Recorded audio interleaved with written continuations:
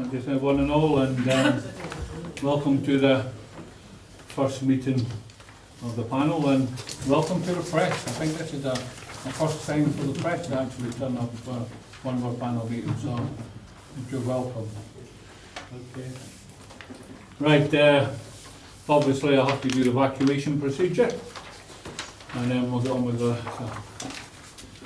A fire drill is not expected, so the alarm tones, please evacuate the building quickly and calmly. Please use the stairs and do not use the lifts. Once outside the building, please gather beside the Yorkshire Bank on the opposite side of the road. Exit by the door which you entered the room, or by the fire exits which are clearly indicated by the standard green fire exit signs. If you need any assistance to evacuate the building, please make yourself known to a member of the staff. Please also make sure your mobile phones are turned off or set to silent, and I shall advise the meeting that part of the meeting, or all or part of the meeting, will be recorded for future apologies. Future. I've got a wee bit of trouble with that. Broadcast. Future broadcast. Item number 2, apologies. I have received no apologies. The minutes of the 13th of November meeting, can I sign them as a true record? Chair, we still have not received the photographs or the list of void properties that we asked 2 meetings ago. And you said at the last meeting that you would look into it and send them over to us, but I still haven't received a copy. It looks like I'll have to follow that back up again then. There's Philip, I see you nodding there. Yes, I'll chase that up, Chair. Yeah, because I thought I'd already been done with it, so. I've not received it, Chair. Okay. Could you make sure it's sent to all the members of the panel then? So. Apart from that, can I sign them as a true record? Yeah? Yes, actually. Okay.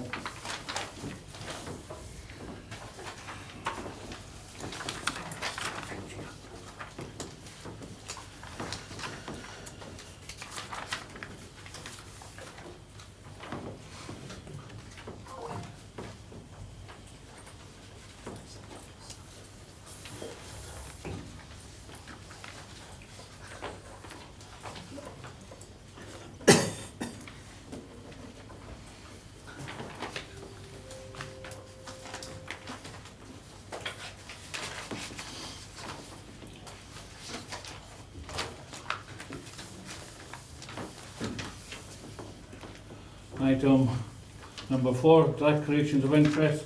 Members declare interest not included in the schedule. Everybody all right? Yeah. Okay. Item number 5, we have 2 speakers, Mrs. M. Condicor and I understand Mr. Condicor. On item 6. Okay.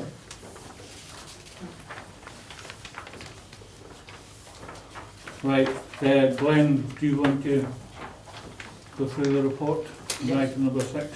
Certainly. It needs to be noted that the report was put together with minimal data returned from the contract, which is relatively new in its inception, and on the basis of the start date and what our expectations were, contract's running very, very successfully. We've had very little complaints. If you look at the data returns for primarily October and November, there is very little fluctuation in the materials that have been processed.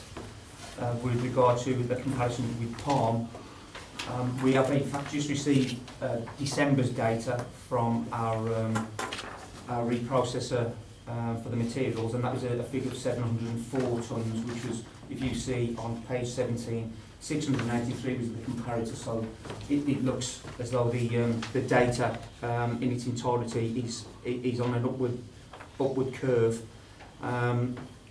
It's a little too early to start looking at comparisons and you know, fluctuations in detail. What I'm hoping to do with the panel is get some meaningful data, maybe in June, to have a comparison assessment of what materials increases have done to the tonnages and contamination. We're working with both contractors to look at the contamination element of it, with regard to try to limit the non-target material that's going into not only the bins but also into the reprocessing units at Alfreton and Leeds.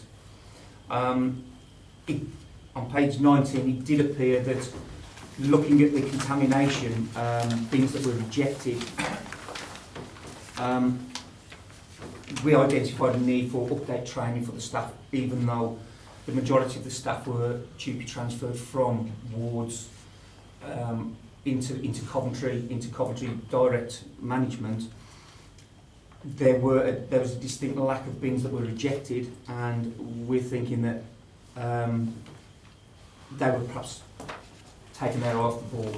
That's subsequently been addressed with regard to update training, toolbox talk training, where we hope to see an increase in the bins that have been rejected, because that's what the trend suggests for a comparison with recycling, palm recycling. In respect to refuse collection, we are in the early stages of reviewing the refuse collection service with regards to a reconfiguration of routes, primarily on the back of new developments that have been that are coming into the district and into the borough. And we know that more resources is needed. We know that other areas need to be targeted with regards to changing days, because some are getting top heavy now with our crews. We're having to put more resource into cover, tipping vehicles to assist rounds that are gradually becoming swamped with these new developments that are coming onto the agenda. In terms of the ongoing management, we've had 6 new vehicles that have been bought. We're in receipt of 4 of them. They've been purchased to respond to limited access areas, hard to reach areas where we have problems. They're rear steer, short wheelbase, so hopefully that will allow us to limit any access issues, whilst we still work with our partners to limit the amount of areas that we can't get into because of parked vehicles, developments that are going on, and builders' vans, etc., which is a constant problem with the new developments. The vehicles are also fitted with CCTV systems that will allow us to monitor the actual rounds themselves. It's a safety device for the crews. We're entering into a new system with Warwickshire Police for the reporting of dangerous driving, careless driving, where it's a constant problem where vehicles constantly make the pavements. They're very it's a serious situation for our guys' safety, and we're hoping to get the evidence through the CCTV systems and prosecute where we can. And that will be for any ongoing purchase of vehicles, and where necessary retrofit these systems if it's proven to be a success, to cover all of the fleet. Unfortunately, I omitted to include in-cab data capture systems that we are working with IT now to build into the vehicles, which will allow us to record data better. It will be a real-time data capture, which then feeds straight into customer services, which will allow customer services to have an instant update on any missed bins, any incidents that happens on the rounds. We don't have to wait for crews to report them. It's a better data capturing mechanism. It will allow us to build up a profile of missed bins, problematic areas for limited access, and it will just allow us to manage the whole service a lot better, and hopefully make it far more efficient. Okay, thank you. Before bringing in Mrs. Condicor, just as the first speaker on this, there's page 17 where I know I've got a wee bit of problem with my eyes, but unless I've got a magnifying glass, there's no way I can read those. Yeah. Is it- Yeah. So is there any possibility, any reports in the future that can be a bit bigger than that kind of thing, I was saying? Yes, sorry, could I just say that the future performance reports will be more sort of aligned to the actual performance rather than sort of the back data and sort of pre-contract information. But I will make note of the chair. Okay, thank you. Mrs. Condicor? Thank you. There are just a few bits that I sort of picked out as I went through the report. It's good to see that we've maintained the dual stream of collecting, because that leads to a lot less contamination and broken glass in paper and such like and things, so that's good. There didn't seem to be any increase in the total recycling tonnage, give or take. It's hard to know from that whether that's a good thing or a bad thing. Are people producing less? Is less being recycled? There was nothing in the report about what percentage the recycling was compared to the total and things, so that would have been very nice to know. 6.6, I was very surprised to see that they're newly accepted materials that weren't acceptable before, because I would have thought that should have been sort of said immediately, you know, things like egg boxes and things, because it makes a hell of a difference if people think they can't put those in and what have you. And the fact that the new communications materials are being planned for delivery in 2019 seems rather vague, and I think they should, you know, the education side and communication should be done immediately. There's a change, so everyone, you know, is aware. Particularly if you can now put things like envelopes in, because what we've having had Christmas, and people probably got a huge number more envelopes than normal. 7.6. I find it strange that bins not presented is actually recorded. Is that really genuinely recorded?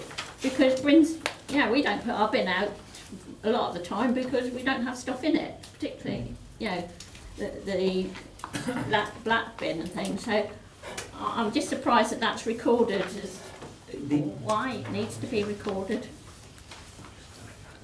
I'm sure we're not the only ones that don't put it out every fortnight.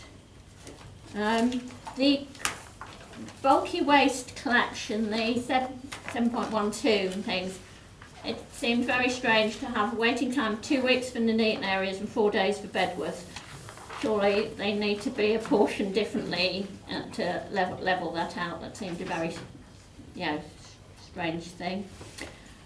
On the general waste, again, the graph there, Appendix 1, doesn't really mean much because it's not, you know, there's not much comparison, and it needs to be per population or per household or something like that, because we have had a lot of new housing and what have you and things, so therefore I'd expect, you know, the amounts to go up, but you need to know that per household things. To me that doesn't, you know, mean a huge lot. On the clinical waste 7.14, it says properties visited. I presume that's number of visits to particular properties, because I can't believe that there are over 7,000 people having clinical waste collections in the borough. So do people pay for that separately, or is that just surface if you need it? Okay, thanks, Mr. Thank you. Mr. Condicor? Councillor Condicor. Thank you, Chair. I've had a very, very long interest in waste, and I'm appalled by how things still work in silos. We have a waste partnership that produces a very detailed report every quarter to county councillors and to the districts, and so we've got multiple different sources of data. The county council ones have some things that aren't in here. I think we should be working as a waste partnership and have a waste partnership report to this council and the county council that contain the same information. Importantly, this totally misses out the garden waste collection information. And obviously if you look at all the tonnages, and you've got different waste streams, and particularly when you're starting to impose an excessive charge on one of the waste streams, to understand what's going on, these stats need to show you all the different free bins and what is happening with the tonnages between them over this year, last year and the year before. Also, I'm surprised we've ordered 6 bin lorries and we've got 5 rounds, so it might be worth explaining what is going to happen with that extra vehicle, or how that plan going forward is, because we should have a plan, and it's saying we're going to redo rounds is a bit vague. I know we used to do 4.5-day weeks as a council on bin collection, so Fridays were shorter, and surely some of the flexibility we've got in sweating assets is actually to work 5 days or vary things a bit more. So it'd be nice to actually have a better understanding of what we're doing in terms of waste. And also, North Warwickshire and Rugby have exactly the same pressures of extra housing. So if we need half a bin lorry more, we've got 5 rounds, we need 5.5. We still seem to be failing to work with our neighbouring authorities to actually have, at least for the black bin collections, a common service. Because black bin collections is black bin collections. It's a very simple service.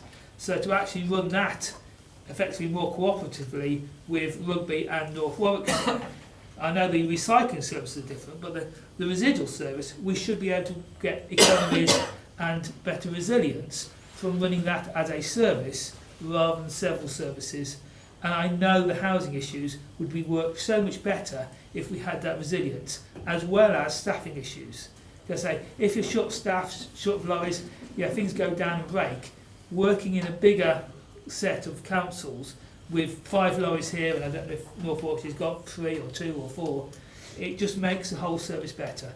And we are really flatlining here.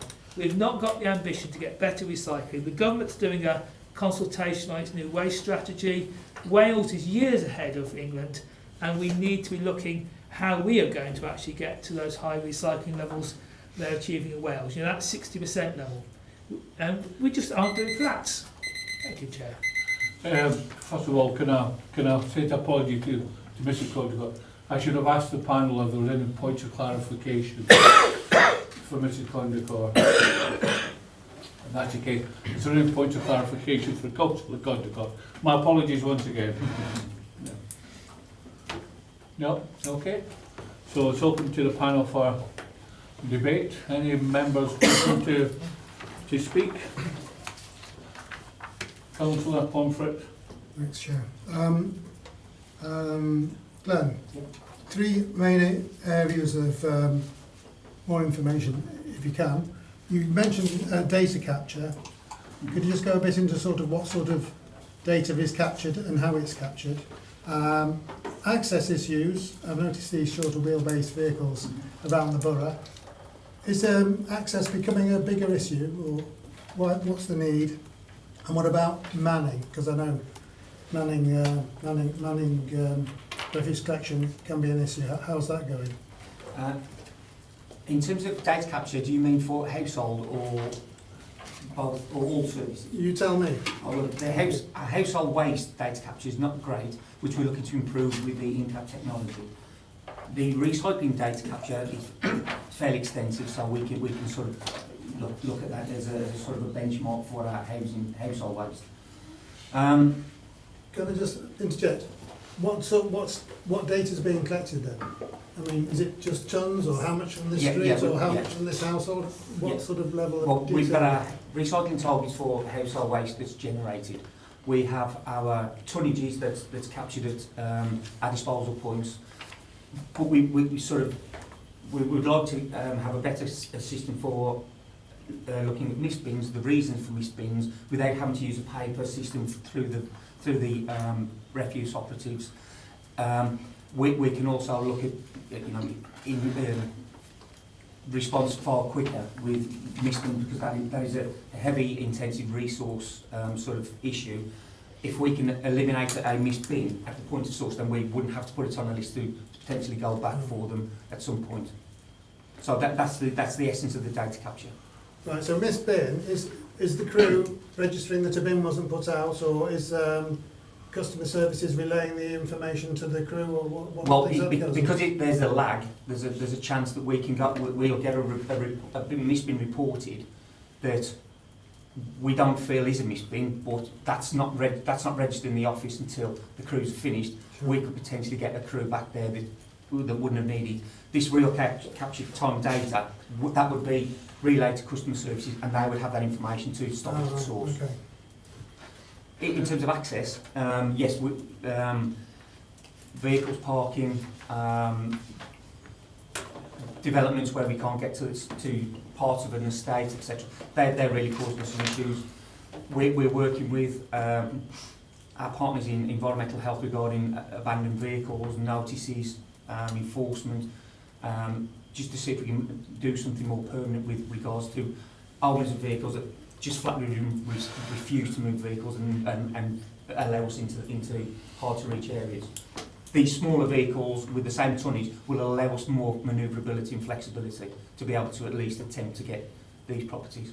So this parked vehicles, it's not new developments, just it's all over the borough? It's all over the borough, Right. but it can be new developments as well, just with building Yeah, okay. vehicles. And manning? Manning, yeah, it's a problem. We're looking at staffing. We're doing a sort of a cradle to grave assessment on finance and to see where posts needs to be filled, recruitment and training, and trying to put down on the amount of agency we use to cover short-term and long-term absence. Thank you. Councillor Tandy? I thought that you indicated. Oh, sorry. Anybody else? Councillor Guttridge? Thank you, Chair. Can we go on to the new dust carts, basically? Are they more green efficient now than before with the AdBlue and Yes, everything they're like Euro that? 6, yeah. I don't know whether have you looked at electric dust carts? It's not really Because part of the area that we've looked at, because the efficiencies are not there, and the cost against these new electric vehicles is really extortionate given the newness of them. yeah, because I know there's one manufacturer who's stopped making diesel engines, diesel lorries. Going back to the dust carts, have they got weigh cells on so you can weigh exactly how much waste you're getting per round or per road or per street? No, they've got weight indicators, but that's purely just just the on the old capacity. yes. And then you made a play about cameras. How many cameras have we got on each dust cart then? Well, it's 360 sort of viewing, so there's ostensibly 4 cameras, one facing forward, 2 at the sides, and one facing the rear, and it gives a 360 view. Thank you. Any other panel members? No. Well, I for one welcome the report. I have noticed I haven't had any complaints about people saying it used to be in Nuneaton and Bedworth did this, and now it's Coventry. And the changeover seems to have went quite well, and without any particular problem. And I'm also pleased to see that under the 2P regulations, that the workers have been over to the Coventry side. There doesn't seem to be a particular problem with that. But if you can look at the concerns that have been addressed for the panel today, Glenn, and take them up for the future, and look forward to working with the new contract. Thank you. Thank you. Cheers.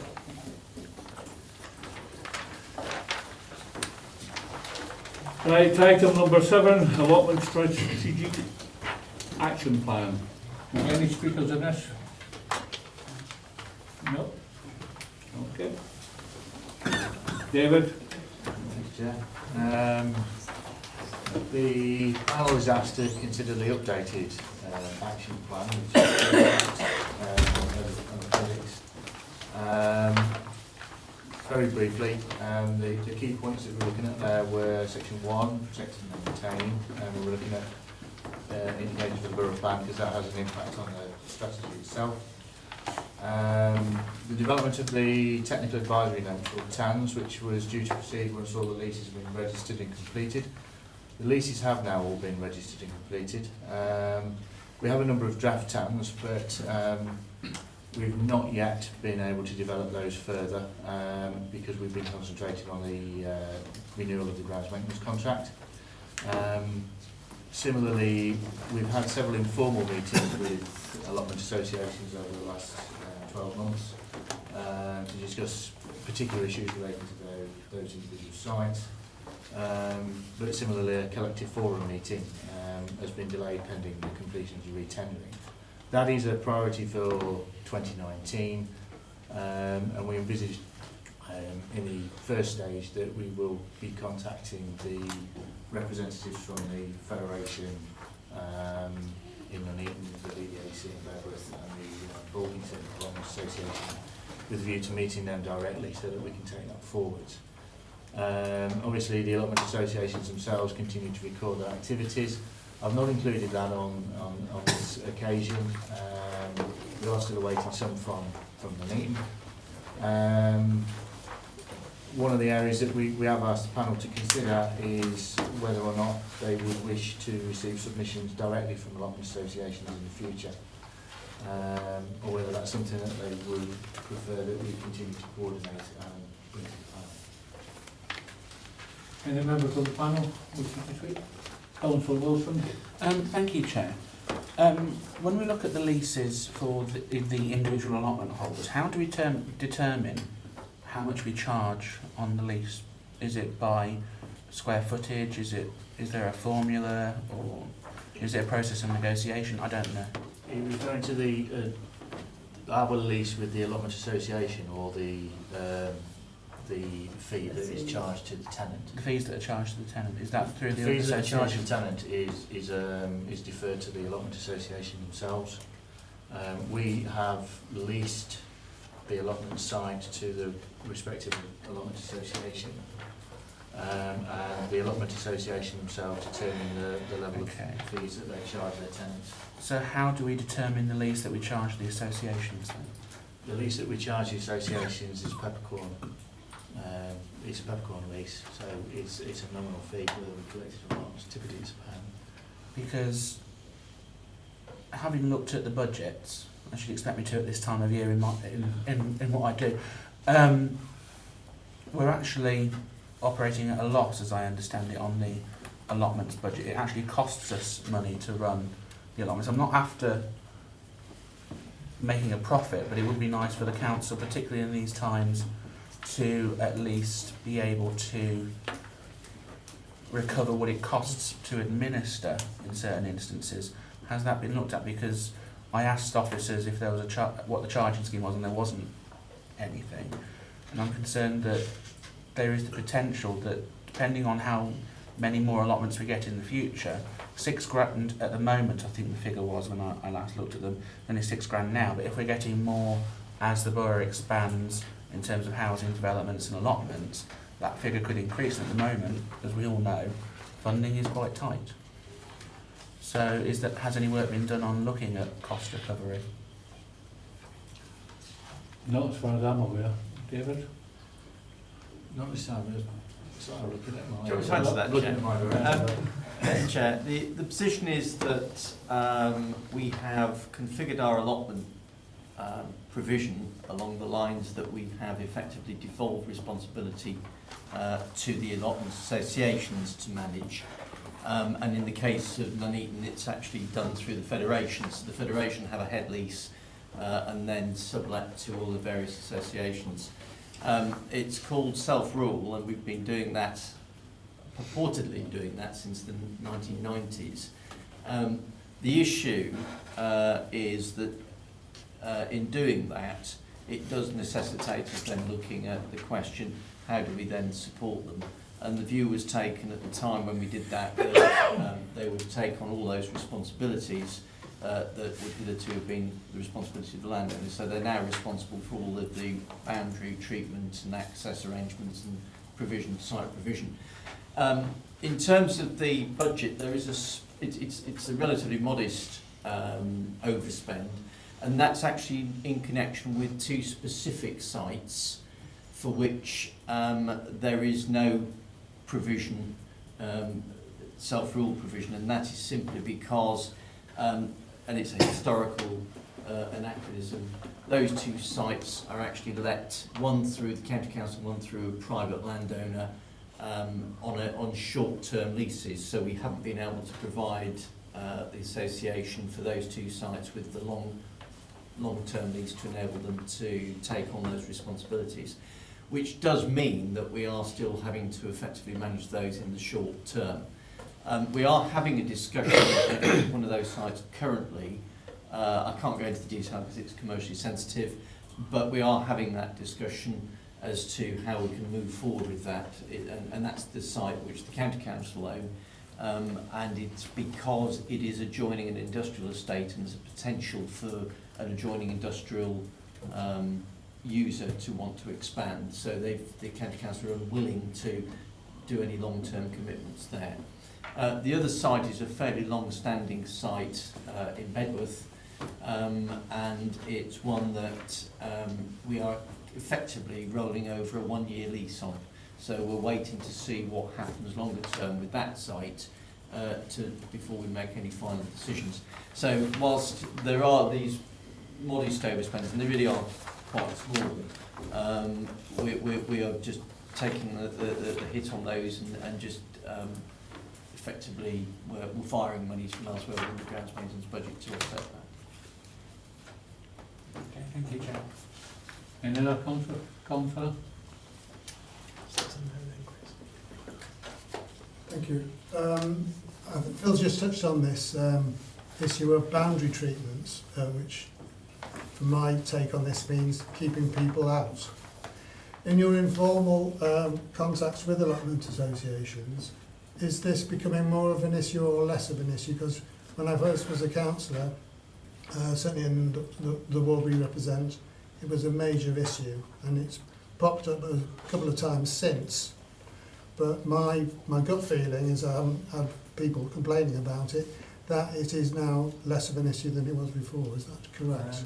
It certainly hasn't cropped up Right. to any extent, certainly in the last. Because we're often the neighbours, aren't we? In some instances, we are the immediate neighbour because Yeah. we've got public open space immediately adjacent to it. But as a part of the works that we did prior to the completion of the leases, obviously we'd Sure. surveyed the sites where we were able, where they got boundary treatments that weren't in as good condition as they could have been. No. Obviously, we sought to address those at the time. So no, we've not Right. certainly in the last 12 months. No. Okay, thank you, David. Thank you. Anybody else? In that case, can I also welcome the report, and I'm very pleased that we've got to this situation, because I remember a couple of 3 years ago I actually brought it to the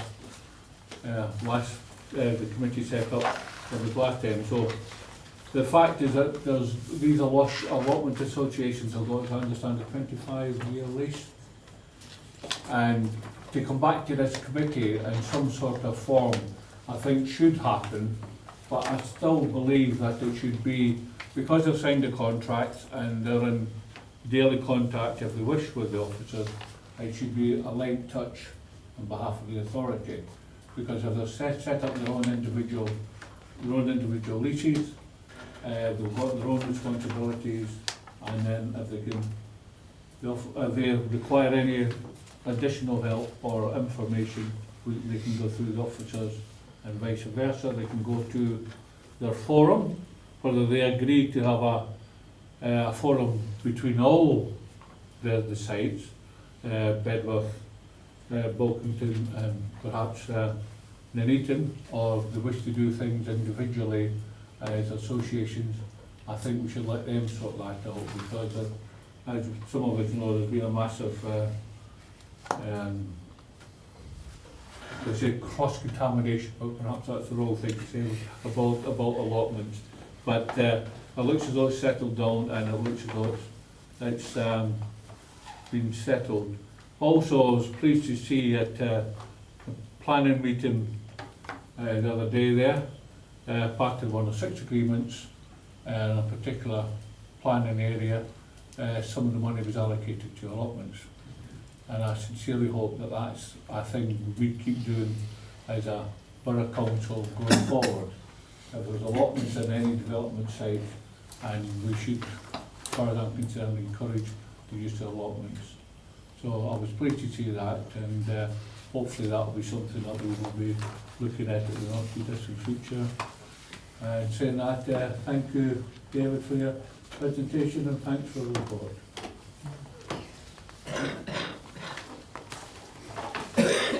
Right, item number 8, forward plan, is for information. And that takes us on to item number 9 at the back.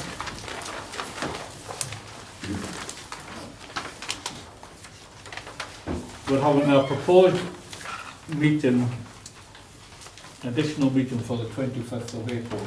I think we're going to tidy things up from the work that's been done this year. There's a couple of three things happened or which has made us overrun a little bit. So the proposed date is the 25th of April to see if we can tidy up the work that has already been agreed with this panel. Is everybody in favour of that? Yes, tidy that up. Okay. We have a new item that's been suggested that we should look at. Perhaps it's for the new panel which gets set up under after May. I don't know, but the new item is a review of polling stations, polling places, and polling stations. I know this is an ongoing thing, and it should be reported. It has been reported back to this committee, this panel before, with individual councillors' concerns about where the polling station should be, etc., etc. Because we know in our own particular wards we have oddities, shall we say, that the people which travel a long distance in order to vote when there's perhaps voting stations that should be located closer to where they actually live. And the panel all in favour of taking that up as a new item? Either I wouldn't think it would be done for this panel, but it be something that could be forwarded on to the next panel when it's set up in the new municipal year. Everybody all right with that? I'm fine with that, Chair, but what I see relating to this is how are we going to get the views or data, whatever you want to call it, about where there might be need for changes? How's that going to go about? Otherwise we're going to be sitting here talking about it in a vacuum. It would appear that maybe we need to get some data together before that. Well, I think that's very relevant. I know that in the past, individual ward members have been asked for their places where it should be. I'm sure that could be asked again. I don't think that's a particular problem. There will be a formal consultation exercise, Chair, as part of the process. All councillors will be consulted formally, as well as other bodies and groups. So there will be an opportunity for members to feed into the process. So, and that will all be collated and then brought back to in a report to this panel. That was the intention. Councillor Hancock. Yeah, it's on that same thing really, but I guess what I want to know is when any consultation will begin with residents and with councillors, because clearly the sooner we can get that started the better, and we've got a real opportunity now because we don't have any elections this year, keep going to say next year, this year, and I think we leave it until sort of way after May of this year. There's maybe not a lot of time to get something in place for 2020. And I think it is important that consultation takes place and with members, because I know from a personal point of view, I've made representations in the past about a suggested polling station that these people in that area have to travel a long way to vote, and consequently not many of them do that. So I'm kind of keen to get that consultation thing as soon as we can, Chair. Councillor Candy? It's just been said, Chair. Okay. Councillor Walmsley? Yeah, I just want to pick up the second or the very final line on this. Internal scrutiny to look at the review process. So I presume that means we're to look at the process prior to it actually happening. So I would presume that would be an officer coming to give us a report of this is what we intend to do, this is the timescales, etc. If that is my understanding of that sentence, perhaps we could get that ahead of May so that the review could be undertaken, rather than us as a panel conducting the review, so to speak. I'm easy either way, as long as we can. It was just that final Yeah, sentence on the box here made me think it was more of to give us a chance to have a heads-up overview of what the review will look like, the shape it will take, dates, etc. That's what that sentence implied to me. Okay. And if that were the case, that could be a short report that where we're not looking at the data ourselves of polling stations X, Y and Z, and that would allow the team to perhaps start with this already. Councillor Wilson? Thank you, Chair.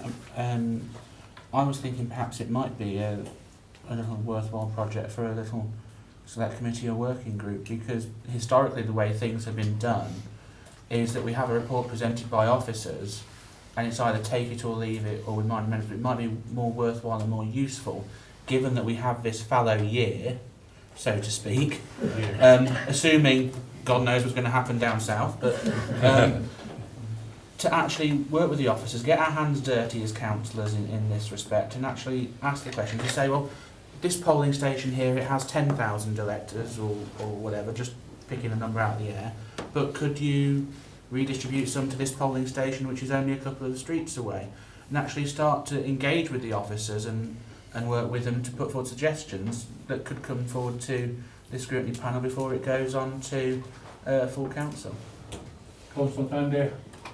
But that surely can't come until after the members have been that's something that the members are going to be consulted about, and it's and each elected member, if they have a problem in their own areas or whatever, will be putting those forward.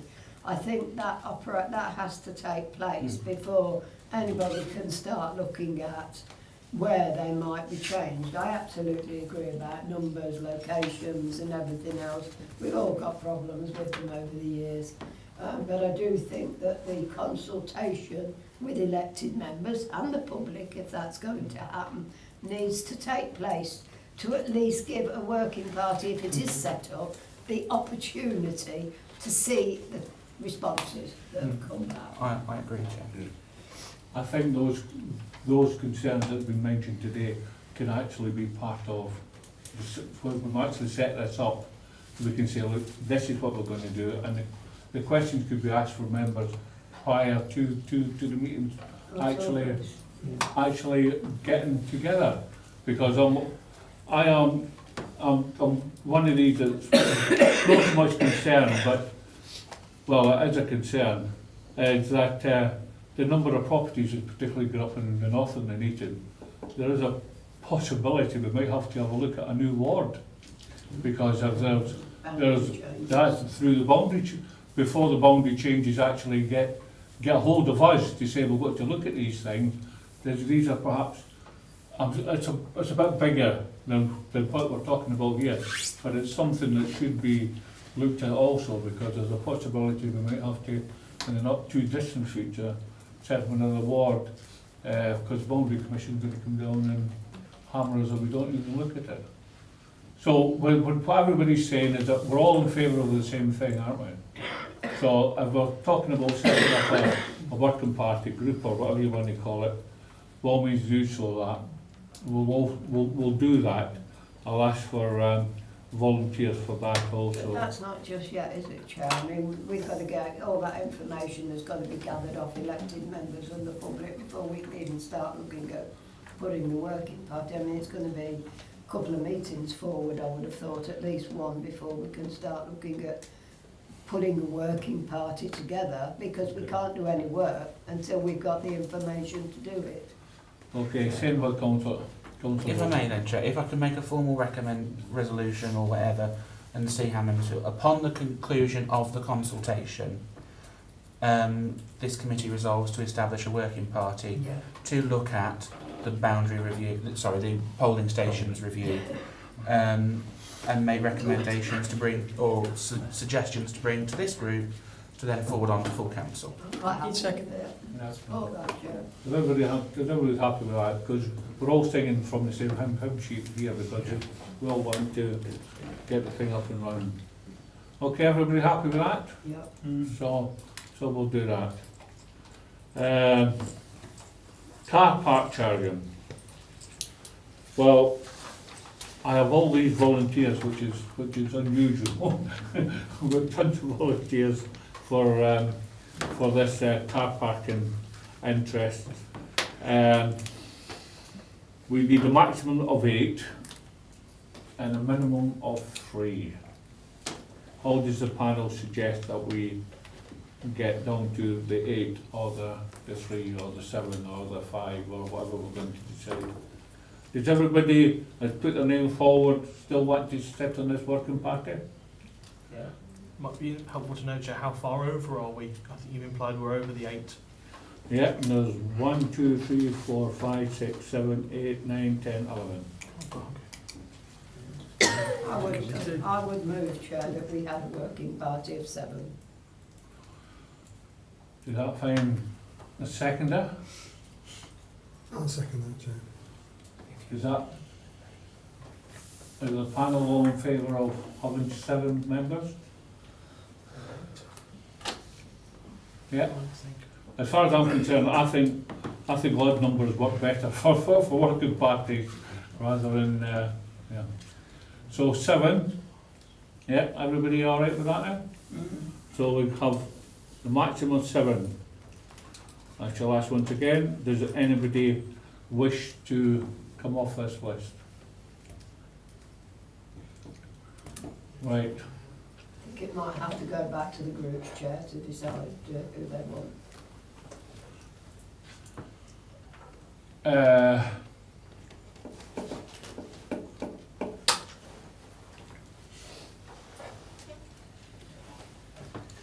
Let's bring it up as an item for the next meeting, the 25th of April, and see if we can get some sort of solution between the political groups to see who the 7 people are before that.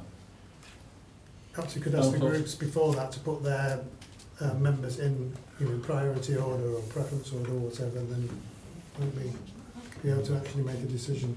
Well, Chair, that does raise the question about how you're going to divide up the number of seats by the group, because as I understand the Constitution, there is no requirement for political proportionality on working groups.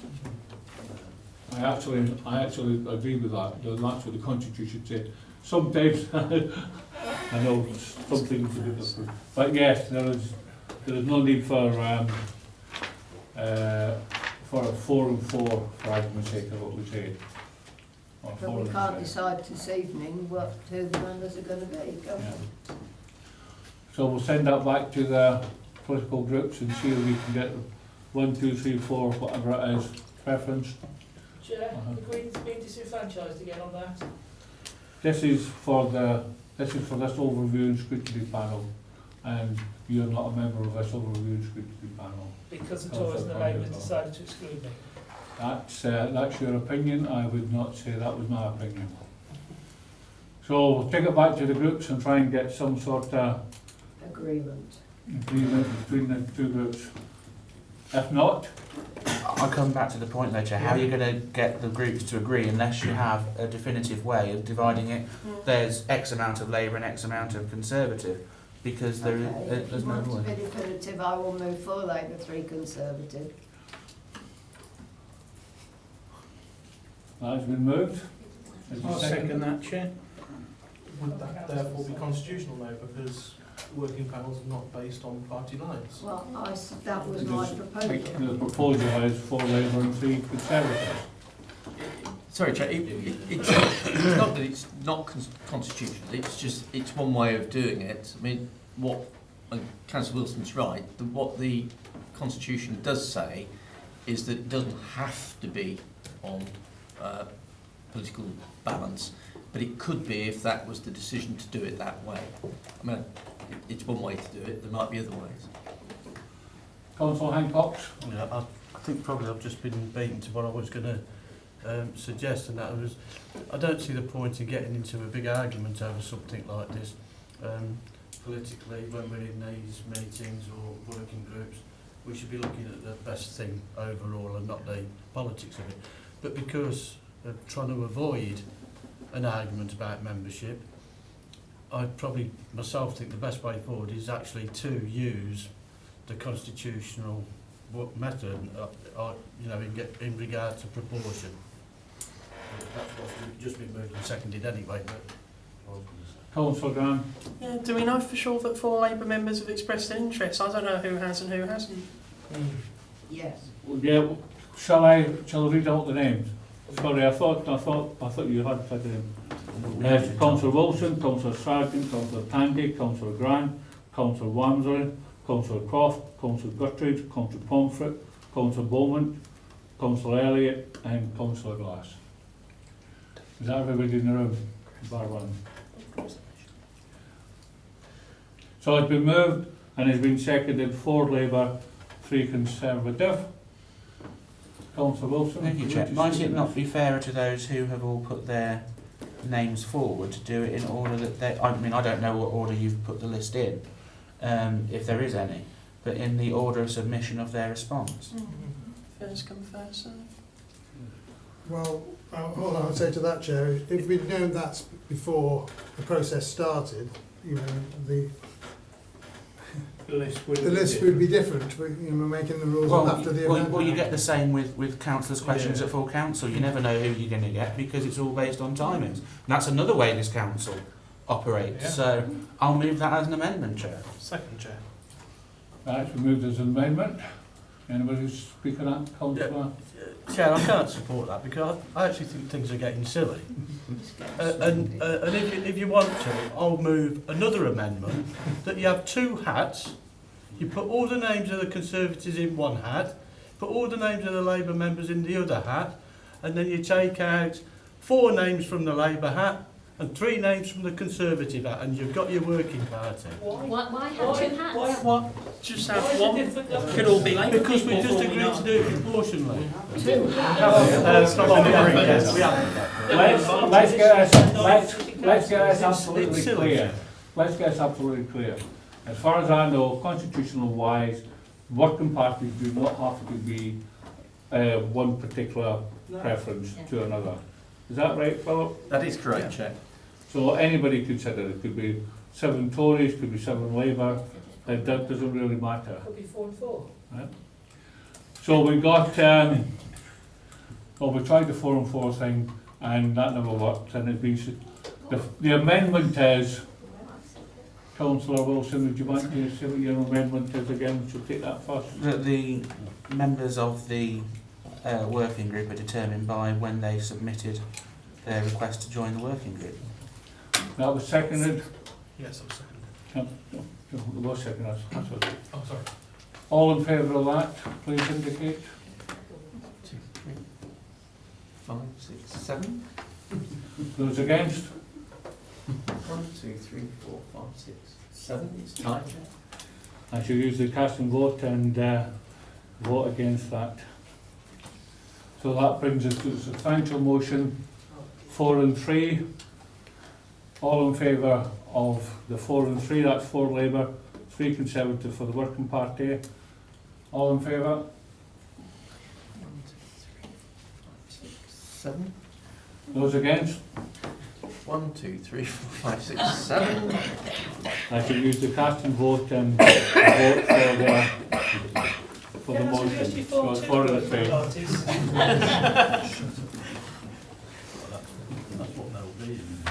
Then we can send that to the groups to see what 3 that the Conservatives want on the Working Party and the same for the Labour Do Party. you realise how pathetic you look from a member of the public sitting here?